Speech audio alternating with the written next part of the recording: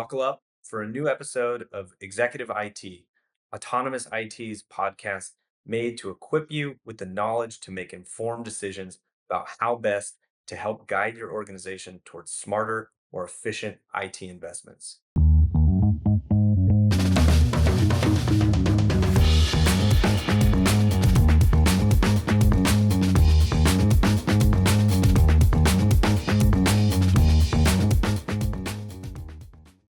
In this episode of Executive IT, we're thrilled to have guest hosts Ziad Fanous, CFO at Automox, alongside David Mehok, most recently the longtime CFO of Q2.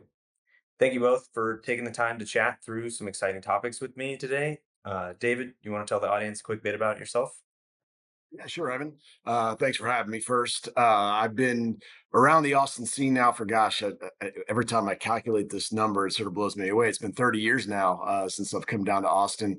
And I came down here for my MBA at UT. And from there, I went into Dell. And that's where Z and I's paths crossed numerous times. We have a lot of war stories from our years at Dell. I was there for 18 years. So 11 different roles in those 18 years. So I was fortunate in terms of my experience, my ability to move around the company.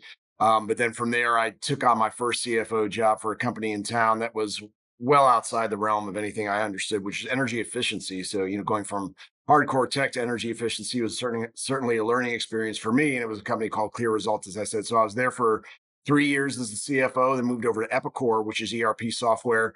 I was there for another 3 years, and it was private equity backed. We went through a sale to another private equity company, and I was really fortunate to get the opportunity at Q2 and joined Q2 in 2020. Was there for over 4 years, had a great run, fantastic experience, and now I'm sort of moving into a semi-retirement mode, I guess is one way to describe it. Awesome. Awesome. Great to have you here. Ziad, you're up.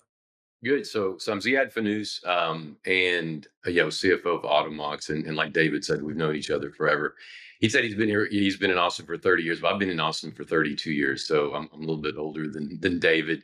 I still remember the days where we were like financial analysts over at Dell, and I didn't count the jobs I had there. I was there for 15 years. I was at IBM before that for 5 years, then Dell for 15. So the first 20 years being in Austin, worked for big tech. And then the last 12 years, I've been in the SaaS space, basically PE backed SaaS companies. This is my third CFO role. And like I said, I've been at Automox for almost 4 years. Awesome. Again, thank you guys for taking the time. With that, if y'all are ready, I'll kick it off with the first topic. Sounds good. Awesome. So broadly speaking, over your careers as CFOs, how have you guys seen IT transformation impact your business? Any specific learnings or from these experiences that you've taken over the years? David, you want to I start? could start and see, obviously, add on. You've got a lot of experience with this as well. The first thing I'd say is it's sort of prefacing my answer by the biggest mistake, because I think it weaves into sort of what I've seen work well, and where I've seen that kind of transformation be effective. The thing that I've seen and I've made this mistake, which is why I can, very humbly sit in front of you guys and tell you about this, is try to slap an IT tool, no matter what that IT tool is. And it can be a point-based solution, it can be something more comprehensive, but try to slap that on a problem, and don't change the processes around it. It is a absolute recipe for disaster. I've seen it fail over and over again. I don't think I've ever seen it succeed. So that leads me into sort of answering your question. I think where I've seen it be highly, highly effective is one, when you have an overarching objective. So you've got to be clear on what that North Star is for the endeavor. And if you have alignment across the organization to accomplish that North Star, and then you create alignment, next step, which is creating alignment around what you need to get there. And that's going to include the IT solution, but it's also going to include some pretty significant change management understanding around some of the processes that need to be changed across the organization. So if you can align those things, get the mission aligned, make sure that everybody understands why we're doing what we're doing, the steps that it takes to get there, and then making sure that everyone's open to changing some of the things that they're doing, because that's where you have the visceral reactions, or what I call the organizational antibodies, come out, is when you're changing somebody's role, task, the way they do things, even a keystroke, without including them in the process, without having them feel like they're part of a bigger endeavor that's going to help the company long term, or even help that individual longer term. Yeah, it's a lot of organizational inertia to change that you got to overcome. You got to get the buy-in, Yeah, from the and I'll stakeholders, just right? I'll Yeah. just add to that. So David explained it perfectly. I'll go back just to kind of part of your question was evolution of kind of the tools, the IT tools, and so on, and the industry. But I think about when David and I were at Dell. If you think about it, we didn't hear about security issues. I mean, I guess they were there, but we just didn't hear much about them. Uh, Everything was kind of physical touch labor. If you think about it, we do patch and configuration management. That really wasn't around. Or it was very rare to need to do it. Minimal. Everything was kind of physical media. And now, when you think about evolution, you think about all the mobile devices that now have become a lot more capable. So even 10 years ago, they're mobile devices, but they weren't like they are today. You've got a lot more security issues. The patching of those is more reliable, but it has to be. And it's more real time versus like you've got set schedules to do things. You have to be able to react really quickly. And then if you think about it, everything, you shifted from physical media to like basically SaaS delivery, which makes it a lot more effective and a lot, you can do things a lot quicker. So a huge, as everybody knows, you look at a graph, any graph, and you see that like SaaS products supporting IT growing, exponentially over the past even 10 years. A bigger emphasis on efficiency and speed to market type of processes today than maybe Exactly. 20 Yeah. years ago back at Dell with both y'all. It's really trying to change the paradigm of what the teams are working on. That's one of the bigger projects that I tend to gravitate towards is how can we, I mean, I think everyone has this defined role and preconceived notion around what their job's going to entail. And most people walk into a role and find a lot of it is a lot more mundane and working through spreadsheets and trying to bridge versus the things that they really want to focus on, whether it's some kind of strategic endeavor or actually driving actionable insights in the organization. And most of the IT transformation, security is completely different and super important. But most of the other ones that I've seen have to do with freeing up people's time so that they can do those things that are a lot more value add. And if one of the outcomes or objectives of one of these transformations is, you're going to completely change what people are doing on a day-to-day basis and really focus them on the things that they probably want to do and that are going to have a bigger impact on the organization. Yeah, that's David. Great topic. Great segue into the next one. Something that we've seen accelerate in recent years, that this trend in the IT space specifically around tool consolidation. So how do you two as CFOs balance, the pressure to cut costs, consolidate tools, while also managing overall business risk and, the need of the business to be more efficient, be more agile, do more with less? Yeah, I mean, it's been happening in the industry for a while now. SaaS companies buying other SaaS companies to make a comprehensive product, and it can definitely benefit the customers, could benefit the organizations, but you have to be careful. At the end of the day, you could be buying a comprehensive package that has everything you need, but they've been pieced together and maybe not the pieces aren't really that great. And so you have to be careful not just to go out to save money, just to consolidate tools, because sometimes it's good to just get the individual tool by itself, because we see it everywhere, like sales tools. I mean, consolidation of whether it's Salesforce with all the analytical tools, the integrations into different tools, and now they own them all. But you just have to be careful, because you don't want to get overly complex by going to consolidation just to save a little bit of money. Yeah, that's a great point, and I get worried about that term vendor lock-in. I do. And what I've seen, because I've seen it play out, and I've seen it play out in ways that I don't think anybody intended as the relationship built with one vendor, but it can be very detrimental. What I mean by vendor lock-in is the more that and to Z's point, first and foremost, make sure you understand whether or not they are tightly integrated. Make sure you understand if there are synergies and ultimately benefits for your organization. But if you can check all those boxes, you also have to be careful of how much of your spend now is being directed to this specific vendor. and make sure you clearly understand the contracts. And if you find that one of those point solutions is not working at a given point in time, and for various reasons you need to move off that solution, what I found is those larger vendors tend to try to raise the prices on the other things they're selling you. So that's where I sort of get back to make sure you understand your contracts. That's just one example of it, but it's critically important. One, and two, just understand. If they do, to Z's point, make sure that you understand if they do, you do get benefit out of those tools and holistically versus point solutions. And three, make sure that you're always still going through an RFP process and looking for best in breed, because just because a large vendor of yours acquires another solution and one that you may need doesn't mean that that's the best one for your organization. So don't fall for the first sales pitch. Make sure you really scope the environment, understand what the best solution is for you. And I generally like best in breed, but I also have, having worked at two software companies previously, conceptually, we used to love to sell the concept of, one throat to choke. And so I'm talking out of both sides of my mouth. One, preliminarily in this conversation as a CFO, but then, now I'm flipping around to as somebody that's sort of trying to sell software. I do think that there's advantages to some of them if they are tightly integrated and if holistically the solution is better than the individual point solutions independently.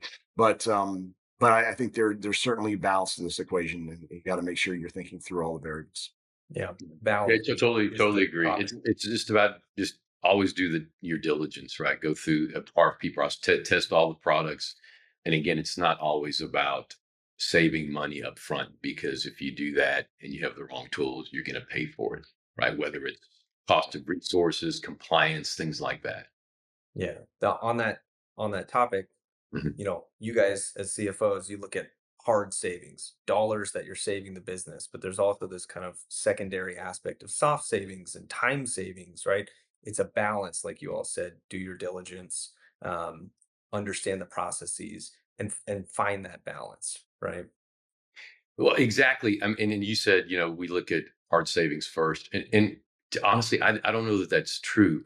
That's a really important point to look at hard savings, but my first questions to people bringing up a tool to me is like, okay, what is it? What does it give us? Can it scale as we grow? Can it scale with this? And it doesn't have to scale with this, but is it the right product right now? And then, in terms of savings, does it provide opportunities for our resources to do other things, value added things that could create savings long term and efficiencies? And then we obviously are going to look at the cost of the different tools, and that's part of the decision making. But it needs to be a holistic approach to things. Agree. And the one thing along with that holistic, you've got to make sure you don't overcommit and underdeliver in terms of the savings, and you have to make sure you have the ability to track them going forward. So if the intent is an easier intent would be obvious. What I talked about before, where you're shifting work. Shifting work is something that is somewhat qualitative in nature, but you can still measure it. You can still have surveys of the employees, and they can tell you what their percentage of work is. That's a pretty easy one, right? But then if you start trying to put soft savings together, particularly around things like productivity, it becomes a lot harder. And I'm always a little bit apprehensive. I think you should absolutely talk about that qualitatively, but to quantitatively put it into a business case is just fraught with risk, because what ends up happening is, yeah, you end up finding efficiencies within a department where they can go from 10 to 8. But guess what? You didn't cut two people out of the organization. You redeployed them to do other things, which is great. But when somebody at the end of a year later, 2 years later says, hey, we want to see your results against that business case, it's going to be very difficult for you to say, yeah, we actually, saved to the cost of two individuals, because you didn't. Now there's other things that you save. So you have to make sure you're measuring the right things, make sure you set the right expectations. And I'd be really careful about, trying to quantify productivity enhancements unless you really think you're going to be moving people out of the organization, which normally isn't the intent of a lot of these. Yeah, yeah, agree. It's not the intent to do that, but what I would say is create, if the business case comes up, what are the metrics that you can measure? They're never always perfect, but you can think of a billing tool, right? Can we implement a billing tool, for example, and not have to add, billing specialists over time? So you can go back and say, well, how many, how much are they handling today? Is that growing going forward? Is the tool helping us do that? But set that up front so you can go back and measure it. And that's the key, is to be able to go back and measure it. Because when the next tool comes up, you want to be able to say, this is how we measured this tool. It was successful or not successful. How are we going to measure this next tool that we're looking at? Yeah. No, it's and that actually is, there's one more thing that ties into that, which is I think when you're putting together this business case, make sure that you're asking some of the subject matter experts. Like Z, you were sort of detailing some of the things that you might not have thought of, to quantify or put in a business case. What I've learned, and this is not the way I approached it the first few times, but you certainly, hopefully, we're all a product of our learnings, and I certainly am. You've got to make sure that you, one, reach across the organization and try to get independent variables around what they think success looks like, and then how to quantify that. In other words, don't just rely on the leader in FP&A or the leader in IT or whoever's leading the project to come back to you with the business case. Make sure that you're vetting all of those inputs with the organizations that it's impacting. That's sort of one.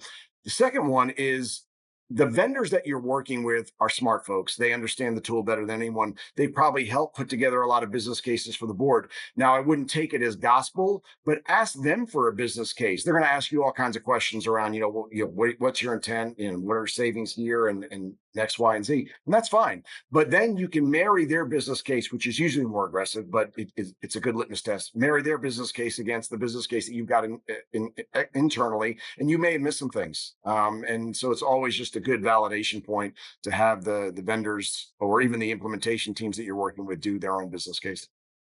And You one guys more point on just that. beat me to I, the next question, right? one Yeah. more one more point Yeah. before, because David, you brought something up that I was thinking of. Is like, so the owner of this, the one that wants to go, sell this to us, let's say the IT ops, director, and so on. Um, the key for them over time is to make sure they are showing executives the benefits of those tools. Okay. Because I've seen it too many times. Heck, I've seen it from our perspective when we sell Yeah. this great product to customers, but the executives don't know about it. Okay. When it comes time to cut costs, I want to know continuously what that product is giving us, because otherwise, hey, I've got to cut costs. You got to go find another tool. When in reality, maybe that tool is providing a lot of benefits. So as the owner of the tool on the operations side, make sure you always, have executive alignment ongoing, not just when you buy the tool, but ongoing. Yeah. Defending your investment with tangible metrics before and after, or continuing metrics of, you know cost savings or efficiency gains or stuff, or risk avoidance, stuff like that. Being able to Exactly. communicate that Right, is because key. you're right, some of these tools are kind of hidden, right? You don't really see them day to day, but they're doing a lot, right? Maybe, Yeah. maybe it's this critical tool for compliance, for example, that you don't really Yeah. know it's behind the scenes. And you guys are, as CFOs, every now and then you guys are going to come knocking. We need cost savings. The business needs to kind of tighten the belt, right? The easiest way to defend your investments is to be able to show and prove the value, right? Mhm. Explain the value in something tangible, right? So that, the IT practitioner, their tools aren't first on the chopping block because we don't know what they do, right? Compliance tools hide in the background. You guys want to know, show me the risk avoidance, show me the compliance improvement, right? Stuff like that helps kind of tell the story, sell the story about these tools are critical to the business success, and they do not belong on the cost savings projects. Exactly. Mhm. Yeah. So I guess last bit, you guys have touched on kind of a lot of budget requests and topics. Any last advice for our IT and security listeners on best ways, most effective pitches, or ways to communicate with their finance teams on these budget related requests? You guys, mentioned business cases and cross functional alignments and proactiveness. Any final thoughts on that? For me, I mean, one of the big ones is just be honest, because I've seen people come forward with business cases that are just fraught with exaggerations, and maybe they're trying to figure out what they think we want to hear versus just being honest about what the intent is. Because I'm happy to work with folks that have a really solid business case for things that really aren't as quantifiable. Now we're going to sit down and really pressure test that and make sure that those non-quantifiable things really benefit the company, and then myself, my team, we have to make sure that we do our best to quantify that non-quantifiable in our mind. But I would strongly suggest that you're honest from the outset about what the intent is.